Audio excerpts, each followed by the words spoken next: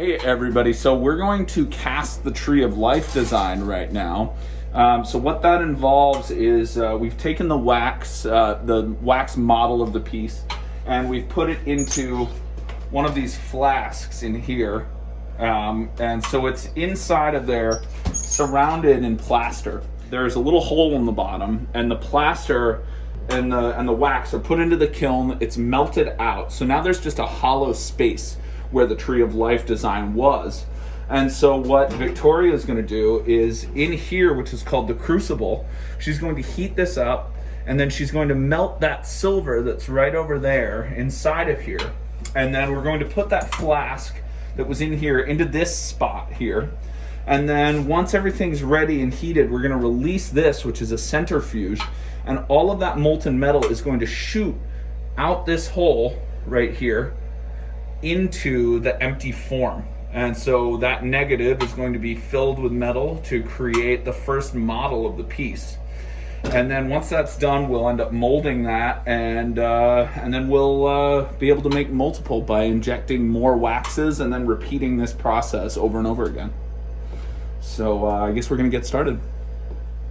You'll notice we're wearing these face shields because the infrared light that's going to be coming off of the hot flame and this hot crucible is not good for our eyes.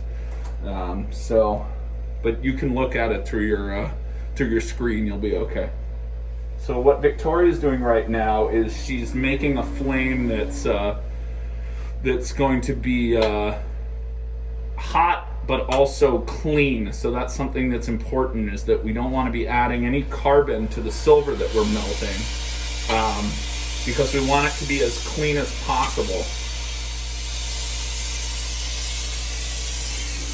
Alright, so Victoria's now going to preheat the crucible because we want to be able to melt the silver as fast as possible.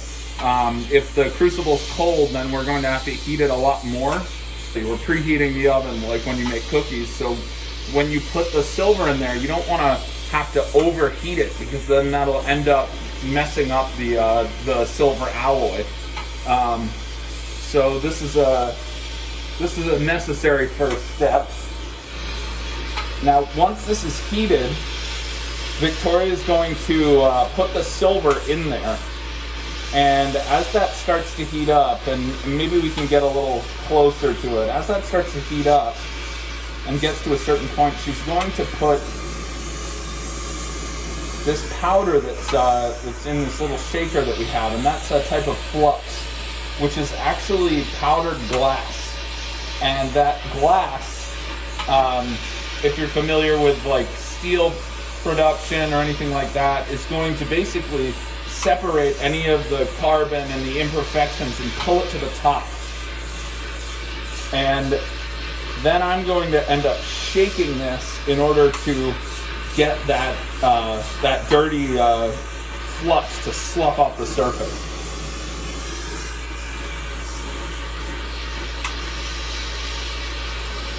So now you can see it starting to really melt into a nice, smooth, molten puddle in there. And now I'm shaking it, so you can see it sloshing around a bit. And Victoria's going to tell me if it's good. It looks good. It looks like it's clean. So now I'm going to go in here and I'm going to grab this flask and I'm going to put it back into here. And Victoria's going to slide that up. And then hopefully it's seated right. Yeah, it looks good. And then Victoria's going to make sure it's hot enough. She's going to heat up in the opening in there just so that the silver doesn't cool at all as it's going through. And then in a second here, she's going to let the centrifuge release and let it rip.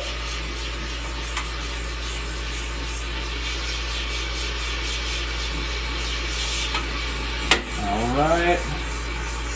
And there we go.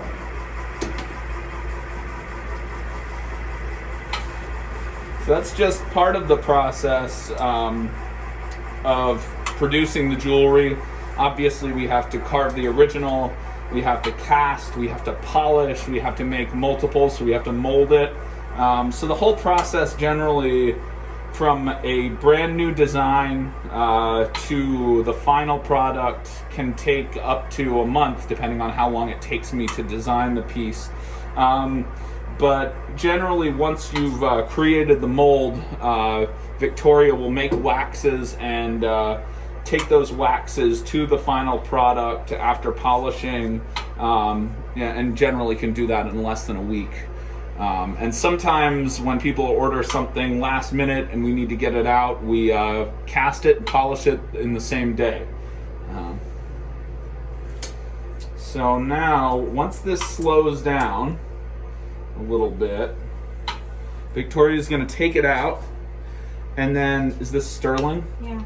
So sterling silver needs about 10 minutes to cool. So we'll set this timer for 10 minutes, and then after that's done, we have a bucket of water that we will put it in and quench. And that will cool off everything, cause the plaster that's in there to break down, and make it easier for us to get the metal out of there. We don't want to do it before that because the expansion rate of silver makes it a little bit unstable. And so if you cool it off too fast, it will cause the silver to crack. Gold is a little bit different, where once it's cooled down visually, once you can see that it's not hot anymore, then you can quench it, but silver needs some time. So now Victoria's getting ready for the gold casting. All right, so Victoria has now switched out the crucible for the gold crucible here. You don't want to use the same one because obviously it's different metals. And we're not trying to invent new alloys here.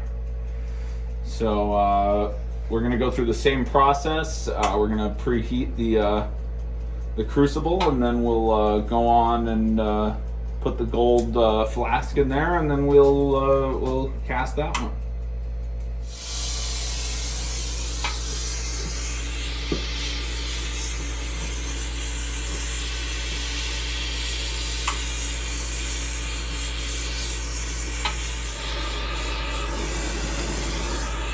So what Victoria just did was she threw in the button, which will end up at the bottom of the casting. We didn't use the button in the silver casting because what we were casting is a brand new piece, and so we don't want to deal with any kind of imperfections in there. But with gold, because gold is so stable and clean, we can reuse the button over and over again. So she melts that first, and then adds the rest of the gold. Again, you want to have everything sort of melting at the same time, and that button's bigger, so we do that first.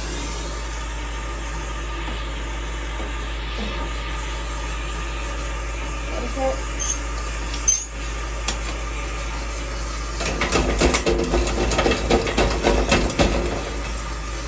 More?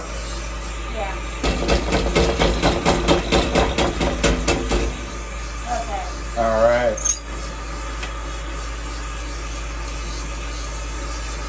The gold ones are usually much smaller because we're not casting as much gold, as you can see. And it looks like it's about ready. And there it goes. So that's a little gold snowman that's being cast. Tis the season for snowmen, and it's the first one we've made, I think, and we're excited to see how it comes out. Now, if you stare at it long enough, you might just get dizzy. We claim no responsibility. So we may be able to, if we got this out soon enough, see if this is glowing. Yeah, you can see in there that that's red.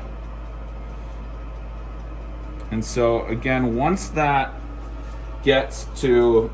stops glowing, then we're fine to quench that in the water. So we'll get a little video of that too, because it's kind of fun. All right, so this is the gold casting here. So it's already stopped glowing. It's not red anymore. So what we're gonna do is we're gonna quench it here and get ready for a show.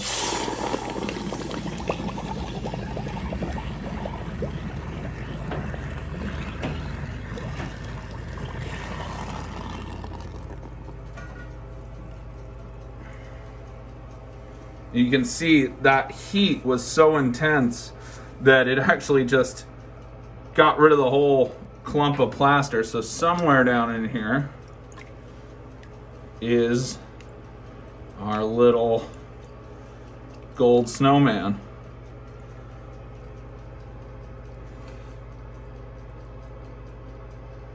So the next step is just to clean this up and cut it off of the button down here, and polish it up and get it ready to be sent out. So we're ready to quench the tree of life here. So Victoria's going to do that now. You see, it's still pretty hot. You got a lot of bubbles coming out of there. And I like to move it a little like Victoria's doing, because as it's bubbling, it causes a lot of that plaster to wash out. And then you often don't have to end up digging out all of the plaster. If you wait too long, it's kind of an excavation process. You feel like Indiana Jones. So yeah, you can see a lot of that has gotten eaten away there. So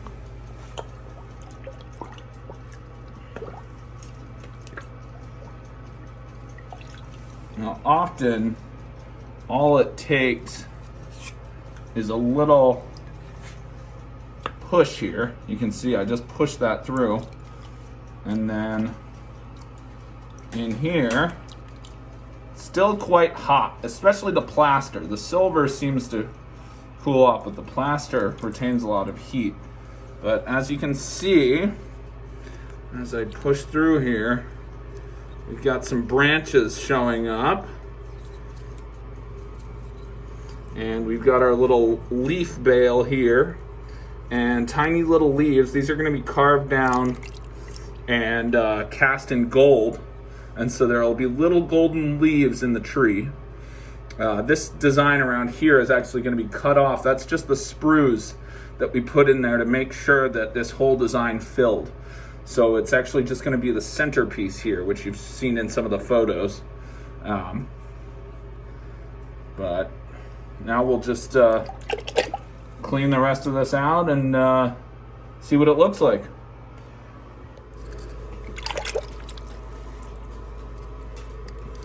You can see it's kind of like archaeology here. We end up cleaning everything up, and every time we put it under the water, you see more of the design. It's very satisfying to create something in wax, and then it almost magically turns into metal. And you can see it's very dark right now. That's just a lot of carbon, and what will happen is after we're done cleaning this up as well as possible, I'll put it into a solution that we call the pickle. It's sulfuric acid, but it's very diluted.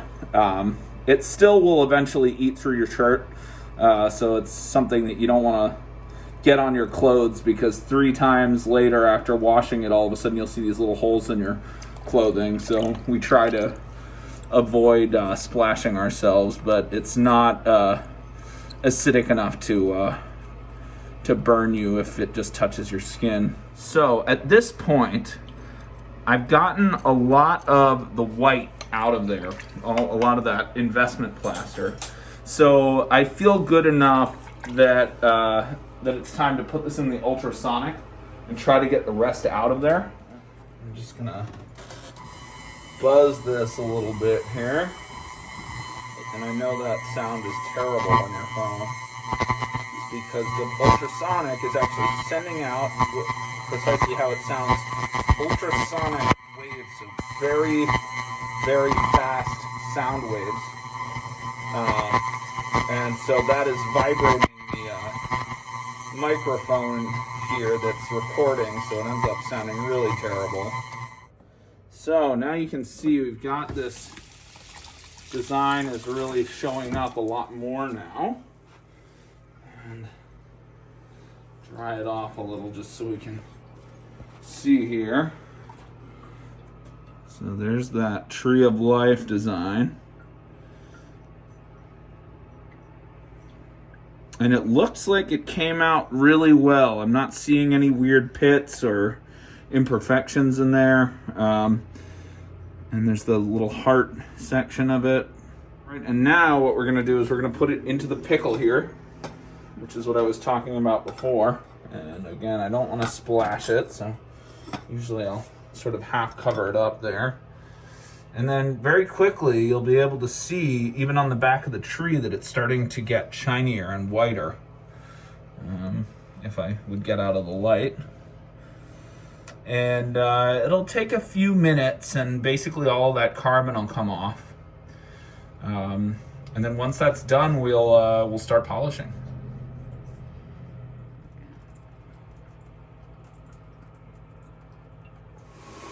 So now that we've finished with the pickling process, or at least all the pieces that we need are cleaned, we can always clean the button more later. I'm going to get rid of all the sprues here so that we can start the polishing process. So often we'll saw them off, but for right now, because I don't need to worry about running into anything else, I can just clip these. Now we've got our bale that will be at the top, and we've got our little leaves, and there's the tree of life.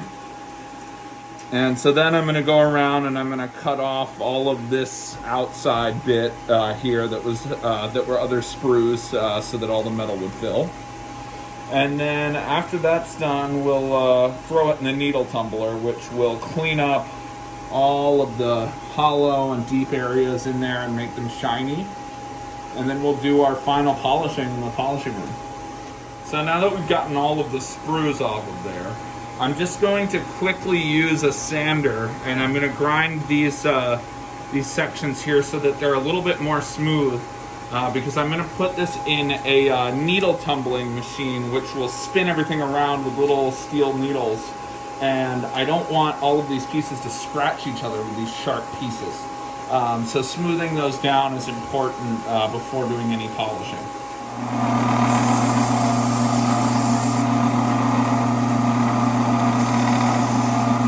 So that got any of the really, really sharp bits off of there.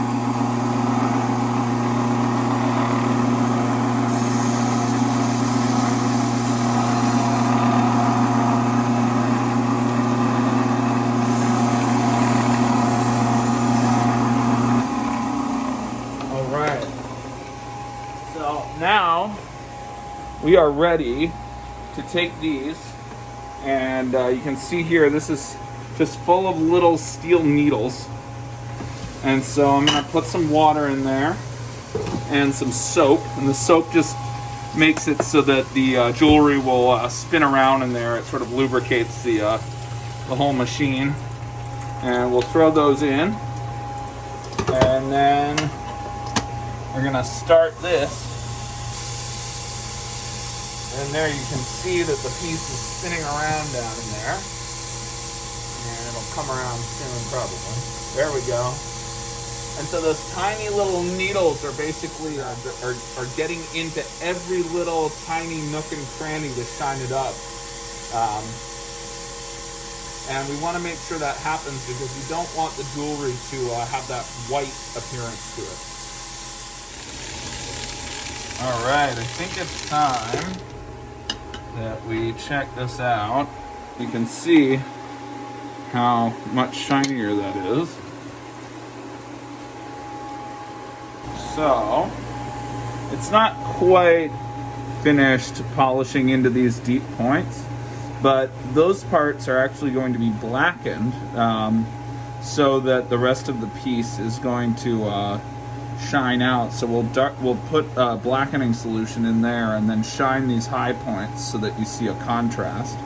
But what we can do is we can start the polishing process so you all can see that. So what we've got here is this is a vacuum system, and it's pulling anything that we don't want to breathe into this hole.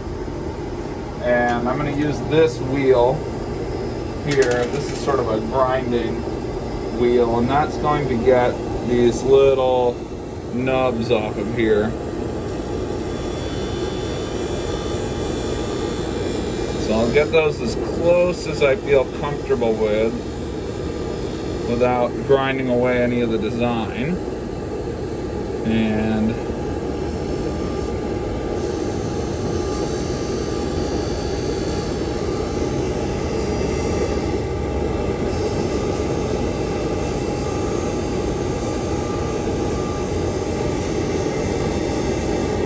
the only issue here is this silver, because of the way that silver transfers heat. If this spot gets hot, then the rest of it starts to get hot. So you always have to take a break and let it cool down, or you'll all of a sudden your fingers will be burned. And nobody wants that.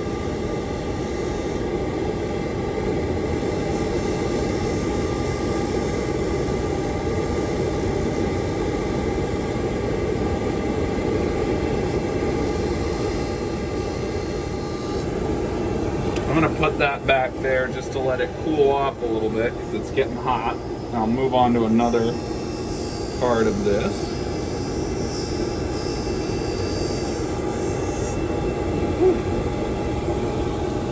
And that cools off pretty quickly. We can move back to this part. And sometimes I like to use the side of this wheel over here or over here so that I'm getting a broader surface, sort of like how you would use a wood sander. So I'm less likely to dig straight into the piece if I do that.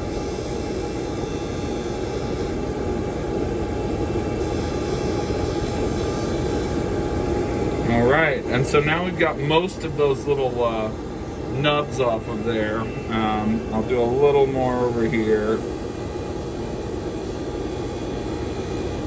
But once we're at that point, then we can start to move on to our next step. So what we're going to do now is we're going to use this. We call this a Beartex wheel, or I should say it's called a Beartex wheel. And we're going to put that on there. So this is really rough. And that's going to be our next step. So, we go from rougher to softer throughout the process. And so I'm going to continue getting off those sprue parts there. You can see they're still in there, so I want to make sure that I'm really getting rid of those.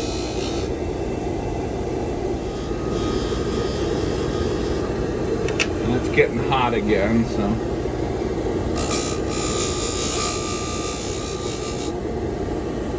you can see because I didn't get enough of that off with that other wheel, it's kind of eating away at this wheel pretty quickly, so we won't go too crazy with that. But here's a good example of basically, these we're only just going to clean up a little bit. We don't want to do too much because we don't want to lose the detail in there. So we'll clean up the surface of these to get any little bumps or anything out of there. Now you can see that I've pretty much polished through any sort of imperfections on the surface. That's not completely true, but for our purposes of filming, I'll show you that there. And then we'll move on after this, and after I clean up all of these, to a different type of wheel here. But in the interest of time, I'm just gonna clean up a little bit in here. I don't want to do too much with this small Beartex wheel, but I want to at least clean up the high points of these roots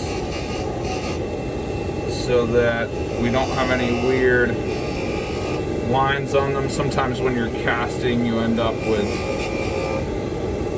little lines on the piece, and so we'll just clean up in here. Again, without doing too much, because we do not want to affect the detail of the piece. I'm going to go in with our next wheel. So this is Tripoli, is what this next product is called. And this is sort of a rough polishing compound. And what this is going to do is it's going to go to the next level. So think of different sandpapers. This one's going to be the next smoother option in here. You'll be able to see as we get in here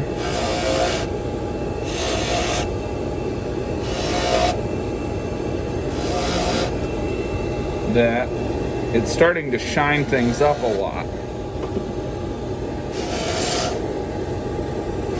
Now again, this can be pretty aggressive, so I don't want to go too crazy in here and mess anything up. You can see how it's starting to get more and more shiny.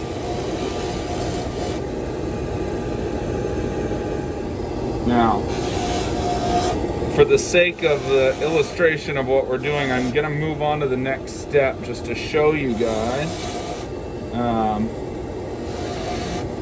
So we're just going to go on to this wheel over here.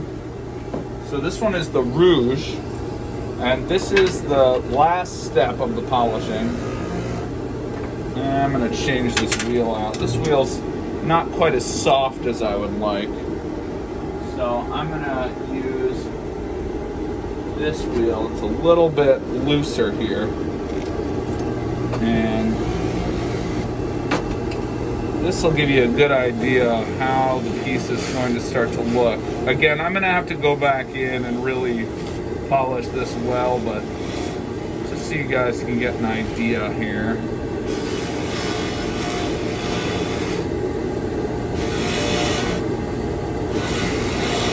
Of the process.